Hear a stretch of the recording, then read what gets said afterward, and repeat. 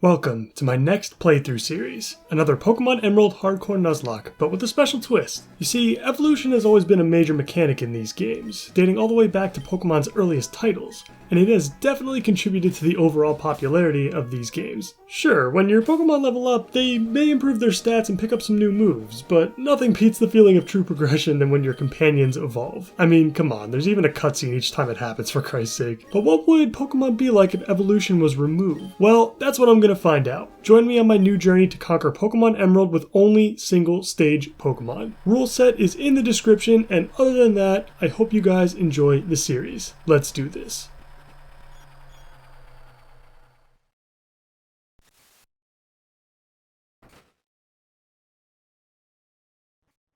Oh man, it feels good to be back in another playthrough. Let's hope we have just as much success with this challenge as we did with the walkthrough. Single stage Pokemon are going to be very interesting to use because I feel like most players would consider them to be underperformers overall, and I can see why, I guess. Because their stats are generally lower compared to fully evolved Pokemon, they may not hold up as well in the later stages of the game. However, their stats are also significantly higher than the base forms of those evolved Pokemon, potentially making the early game much easier to navigate through. In any case, I'm really excited to see what these guys can do together, especially the ones I haven't played a whole lot with. Let's jump right into starter selection, because I bet that's what you guys are most interested to see, and I am very excited about it. For my starter, I have replaced Torchic with Castform. Yes, after thinking about it for a while, I decided to go with Castform as my starter for this playthrough. Why, you may ask? Well, mostly for the memes, but there are some other reasons as well that I think make a lot of sense for this kind of run. As I mentioned just a second ago, while single stage Pokemon do tend to have less stats overall compared to fully evolved Pokemon,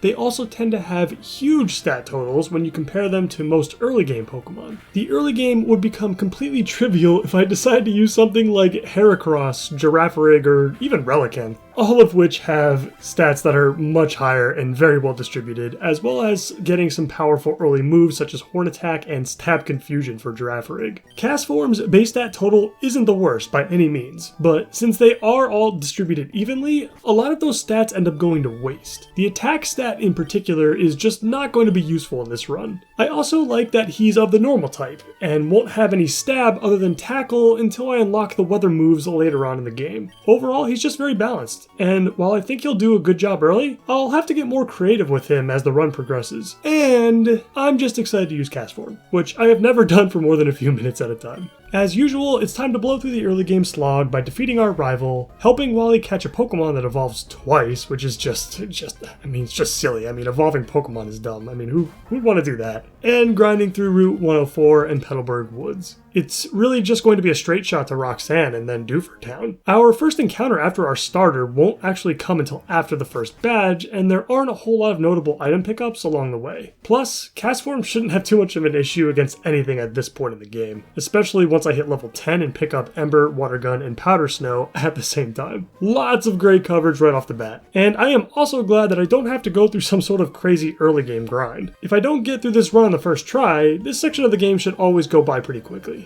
I enter Rustboro, pick up the usual HM for Cut, Quick Claw, train a bit on Route 116, hitting level 10 mid-fight, learning 3 moves immediately and all of a sudden having fantastic coverage was an experience I don't think I've ever had before. That was really cool, and I really like the moveset. Also just makes grinding a lot less of a slog. It's nice that Tackle is stab, but having all of these options is just great. It doesn't take long for Castform to level up to the cap, and we're all ready for Roxanne in the first gym. Without running any damage calculations or anything, I have a feeling this will be over pretty quickly.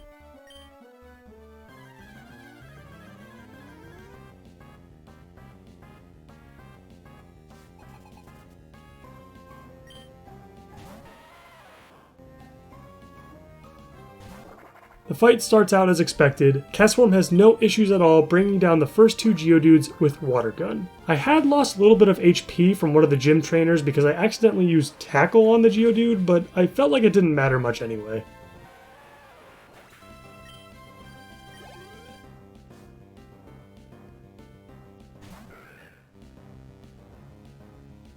Nosepass comes out, and I was dealing a bit less damage than I thought I would. Castform's water guns seemed pretty comparable to Mudkip's at this level, but I do suppose that water gun is also stabbed for Mudkip, so I guess that's where all the extra damage comes from. In any case, this fight still went over fairly smoothly. Roxanne did end up using all of her potions, which elongated the battle for quite a while, but her terrible AI would eventually start using Tackle instead of Rock Tomb as soon as we become slower than Nosepass, so there's always that we can count on.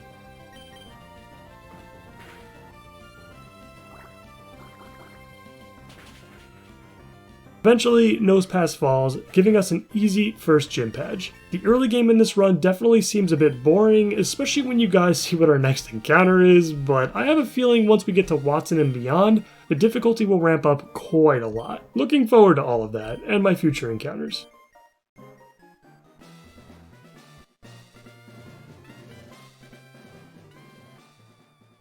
Now it's time to pretend like we care about helping the Devon Corporation when all we really care about is saving Pico. Mr. Briney's a pretty nice guy. I always enjoy getting his little buddy back for him. And then there's this stupid request. I've already ranted about this enough, although I have thought about making a video about Mr. Stone's letter someday. Like, what's in that letter? I need to know.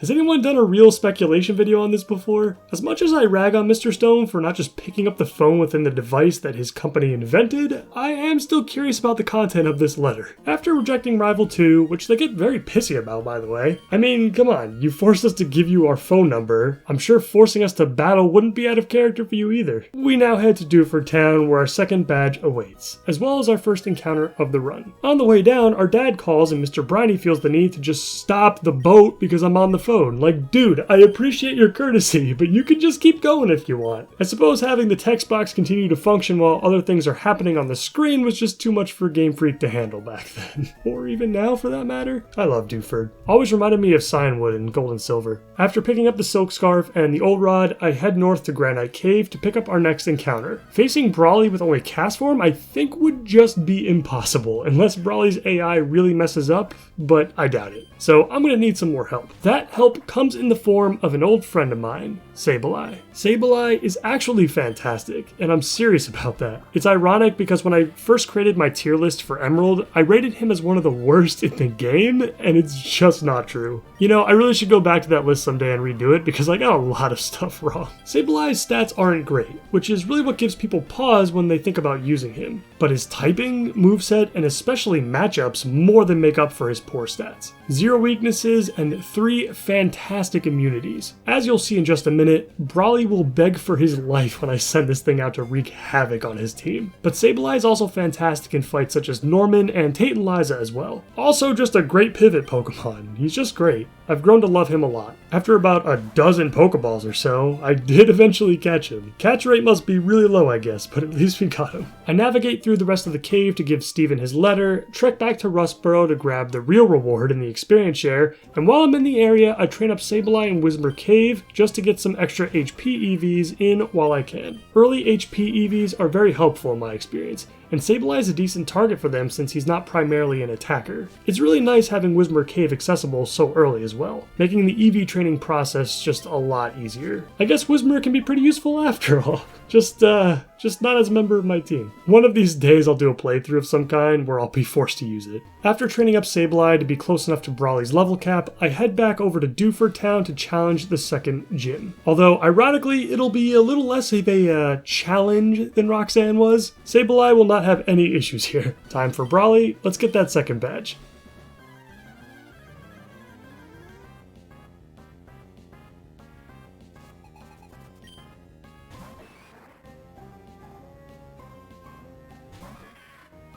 There is, of course, not a whole lot to see here, as not a single attacking move that Brawley's Pokemon possess can actually hit Sableye. At least in Ruby and Sapphire, his Makuhita has knockoff, but it's not like that's very helpful either. Watching Brawley's Pokemon struggle is honestly pretty hard to watch. All he can do is bulk up and make his Pokemon look super scary without them actually being any sort of threat at all. It's like watching a boxing match where one of the guys is doing dumbbell curls, squats, and push-ups in the middle of the fight while the other guy's just wailing on him. Sorry, Brawley. All of the potions and citrus berries in the world won't save you here, buddy.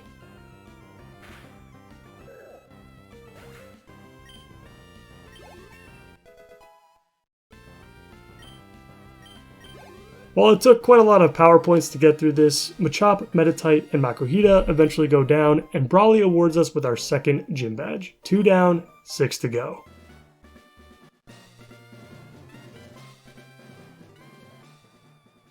Now that Brawley has fallen, it's time to move on to Slateport to continue our quest. The level of challenge should certainly start to increase with Rival 3 and Watson on the horizon, but at least we'll be picking up some well-needed encounters along the way. You know, I realize that Slateport does have the battle tent / contest hall, but I really kind of wish it had a gym of its own. I know it's pretty close to Dewford, and there wouldn't exactly be a whole lot of progression or content in between, but this place is just so big and busy and alive. Captain Stern could be the gym leader. Yeah, I think it would have been cool. I collect all of the various items in town and on the beach, battle some trainers, beat up some punks, and finally deliver the Devon goods to Captain Stern.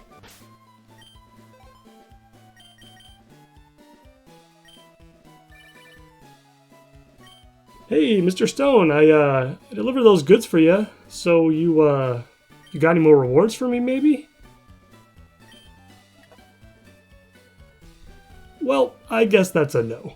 And with that, this episode is now over. I really hope you guys enjoyed the new series, and let me know if you enjoy the format and the pacing I've used so far as well. In the next episode, I'll look to pick up our next few encounters and take on both Rival 3 and Watson. In the meantime, as usual, please like the video if you liked it, and subscribe for more content like this. That's it from me. I'll see you next time.